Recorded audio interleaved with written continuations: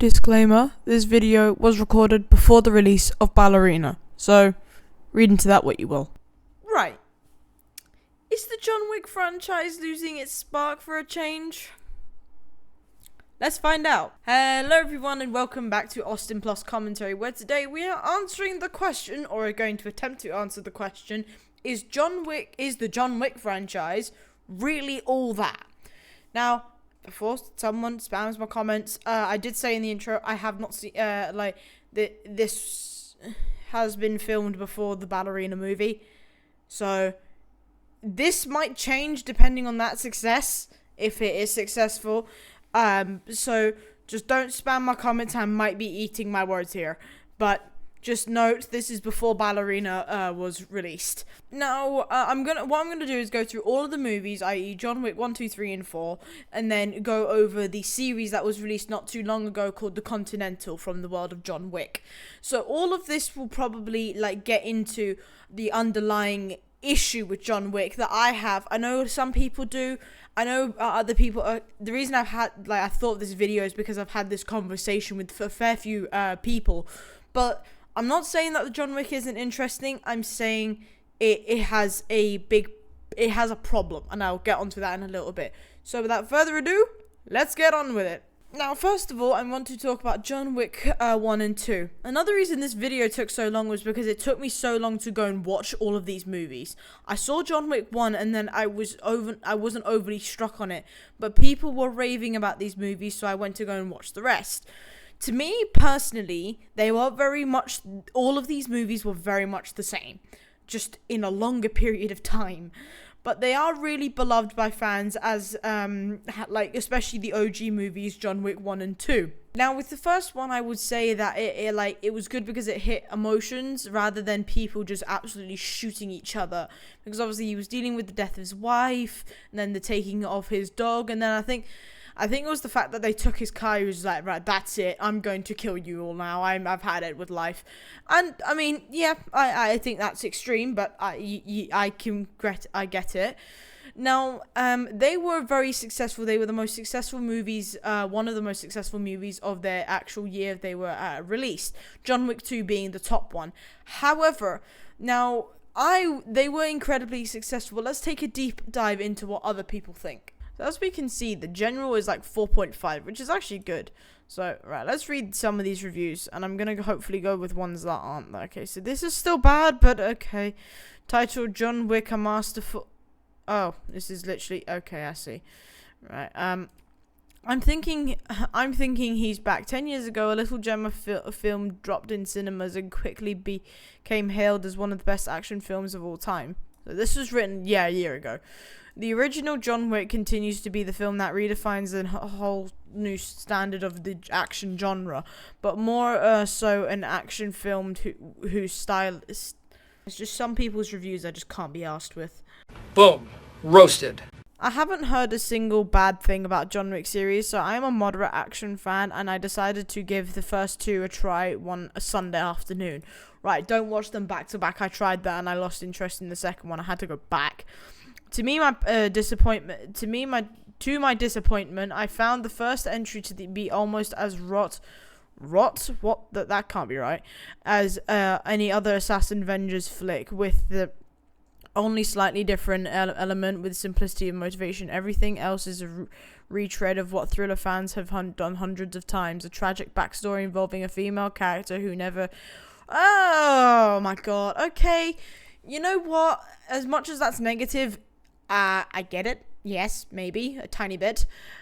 With Russian villains, protagonist, one-dimensional personality, with then the female character dying. Yes, these are all very cliches for the likes of a Assassin Vengeance movie.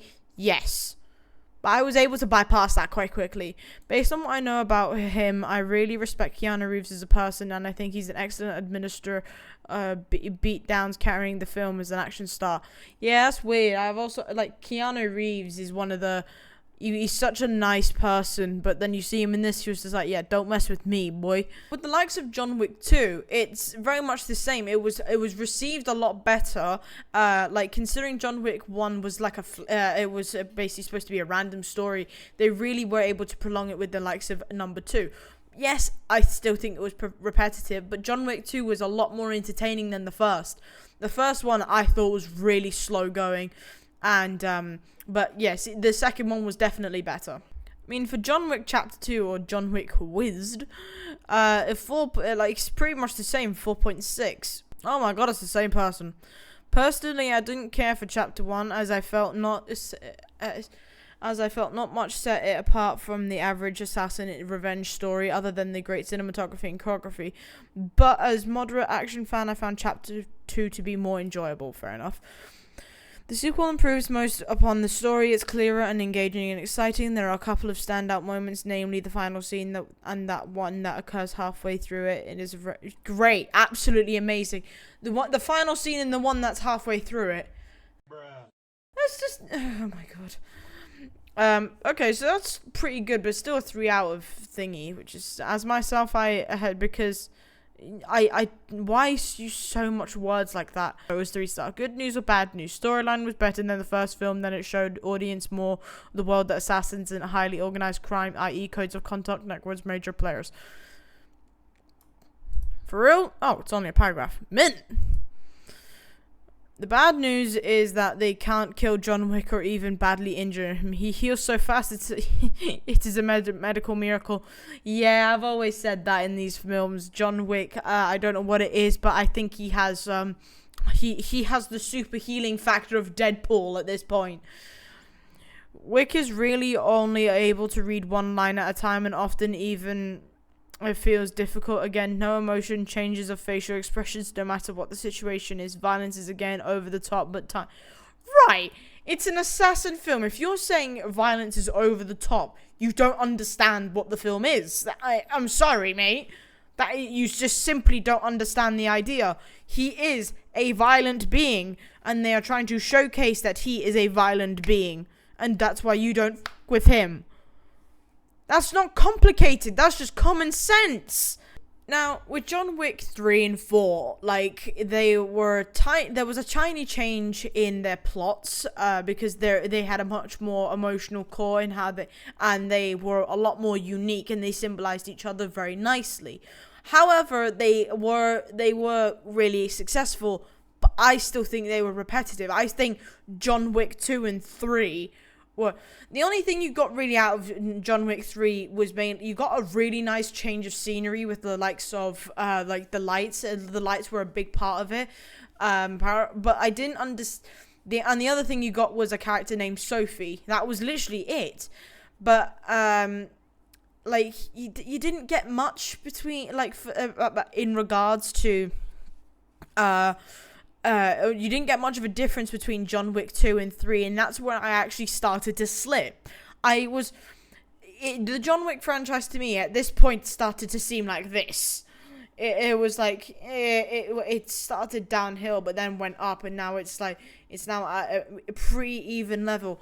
But then come John Wick 4. Now, that was a good movie. Do not get me wrong, and do not spam my comments. That was a good movie. However, I knew exactly how it was going to end. I knew exactly what was going on, and I knew exactly what was going to happen. It was so predictable. That's what made it. It was entertaining, but predictable as. That's what annoyed me. And for how long this movie actually, it's nearly 3 hours long. It pissed me off because it stares you dead in the face, and you're thinking, like, I have that mindset as like, oh, this is gonna happen, but then my mind says like, oh, I'm hoping that actually doesn't happen, so I am open to surprise. Predicting films like that is not a hard, that's not hard, but it's just, I didn't want to, I wanted some adventure in that, shall we say. John Wick 3 did actually get a 4.4, but they're still staying within the range, which is pretty still good. Well done, Austin. Perfect English there. Right. Action movie perfection. John Wick 3, it feels like a celebration of the action genre, showing no franchise fatigue and referencing a number of great action films in the franchise. Now, I still think it was repetitive. That's the thing. It was very much the same. Yeah, we got a look at new guns. They were cool, but it was just still a bit like meh, very meh. So much anything to say. Hands down, truly a modern action classic and will be remembered in the future. Okay. First of all, before watching, I was like, what? First of all, before watching, I was like, what can they show in 2 hours, in 2 hour movies? But I actually crossed the limit of my expectations. The fighting skills and gun fight are on point. Honestly, I'm losing my words as I read this. My brain cells are not working in it. Yep. Okie dokie. I'm honestly kind of surprised that anyone liked this. Okay. That's a bit harsh. In the first movie, John was just a guy who used to be a badass, even getting his ass handed to him by Theon frickin' Greyjoy from Game of Thrones in one of the first scenes. In this, he is an absurd cartoon character who can't be hurt or killed no matter how many times he is shot or stabbed. Yep, that's another thing that was carried over from John Wick 2. Man is Superman. He is invincible.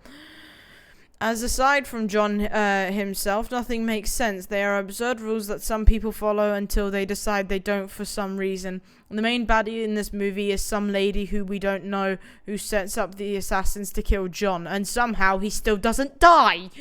But nobody kills her for some reason. Yep, I mean, she makes phone calls to put out contracts on people's head right in front of them, and they do nothing.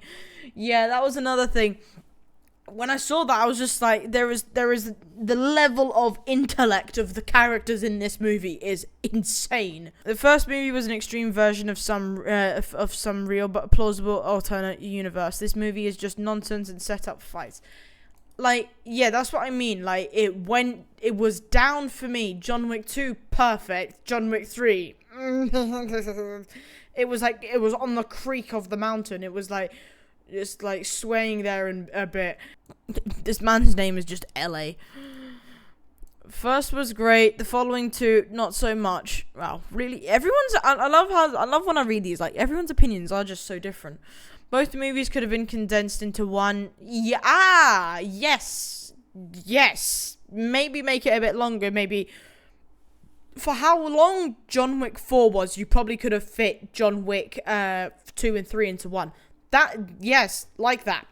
Yeah, that ain't right. The actually storytelling is virtually non-existent. If you don't care about a story, but you are just in the split action, especially body horror, you'll enjoy it. It becomes little more than a snuff movie at this point. Yeah, short and sweet. I like that. Yeah, not wrong. But yeah, like John Wick 3, it was creaking over the mountain for me. That's the best way I can describe it. Now, I would like to point this out. John Wick 4. 2 hours and 49 minutes, and it was 3.8. What does that tell you? What does that tell everyone? A sensational entry into the action-heavy franchise that is John Wick. Quite possibly the best action film in years. Although Keanu Reeves also will always be Neo to me, I can appreciate the quality and magnificence. Oh, that's how he keeps on surviving. He's basically Neo. That's how. We figured it out, guys. Good measure of a movie is how it makes you feel after it. Not just as you're leaving the cinema, but after watching John Wick Chapter 4 last night. I left the cinema absolutely blown away. The movie was by far the best one out of the series, both in terms of the action as well. I level it with John Wick 2. However, my only problem was that it was long as hell. It was long as hell for the sake. Just as entertaining, but didn't need to be that long. It is as bad as as Mission Impossible. That is the best comparison I'll get. The direction in this movie was spot on. With a John Wick movie, you'll expect a lot of action, but you can watch it even 10 times and still see something you missed before. Yep. Keanu brings a realism to a character that is on paper, but just impossible if If you count the numbers of skill John Wick has, amazed, it's ridiculous. But Keanu makes it seem like this character is every bit as deadly as every bit of professional.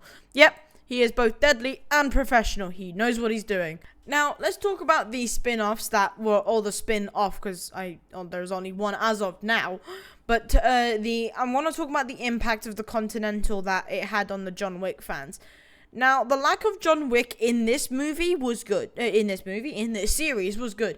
However, it was actually a really good, insight to what the Continental is and what it means to its agents, and also, who doesn't love a bit of Mel Gibson? He's an amazing actor. But I think that lack of John Wick was something that made it separate really well from the John Wick cliche that, especially me, I was bored with, but it was still entertaining, but still keeping that spy espionage type thing. But now I want to talk about the ballerina spin-off that is upcoming. I know when this video is coming out, and I know it's after the release, so I'm sorry. But yeah, the ballerina movie is essentially about a character that we were introduced to, who was apparently one of the in an agency, played by Anna Damaris, and essentially this takes place between 2 and 3. I think this would be a good filler, because obviously people are wondering why John Wick is in this movie, considering after John Wick 4. But it's because it doesn't actually take place after John Wick 4. It takes place in between. This is actually on the road to be one of the more successful movies. So we'll see how that turns out. But I think it's 2 hours and 5 minutes long, which should be it is what we're looking for, people. It is what we need. And Ballerina could actually be good if it just takes away from that, I know it's supposed to be a spy film, but still, action and assassin. She is a trained assassin, but I don't want it to be that typical cliche that I've been going on and on about.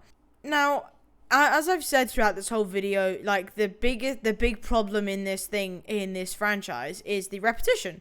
I think the repetition is a big problem. I know other people will disagree. That is fine, but I know some people that don't. That think these movies are repetitive, entertaining, but you know what's gonna happen, and that just takes away from the glory of this franchise, shall we say. Now, this could change with the likes of Ballerina. If Ballerina does have some sort of impact on the franchise with change, maybe have a Continental season 2. I doubt they'll do that, but having stuff like that as fillers would actually be a lot more helpful to defy the John Wick franchise, and it would keep it sustained for even a fair few years. I mean, we've got John Wick 5 confirmed. God knows why. I don't understand. After John Wick 4, and then say, oh yeah, John Wick 5's happening now. Well, everyone, that is the end of today's video. I hope you all enjoyed it, and if you did, please leave a like and subscribe, and comment what else you would like to see on the channel, and comment whether you think this franchise is dead or not. And yeah, I'm gonna now go and watch Ballerina. Is said to be out in the next 2 days, June 6th. Yeah, within the next 3 days. So, without further ado, everyone, I hope you all have an amazing day as always, and I'll see you all in the next one. Bye. Yeah.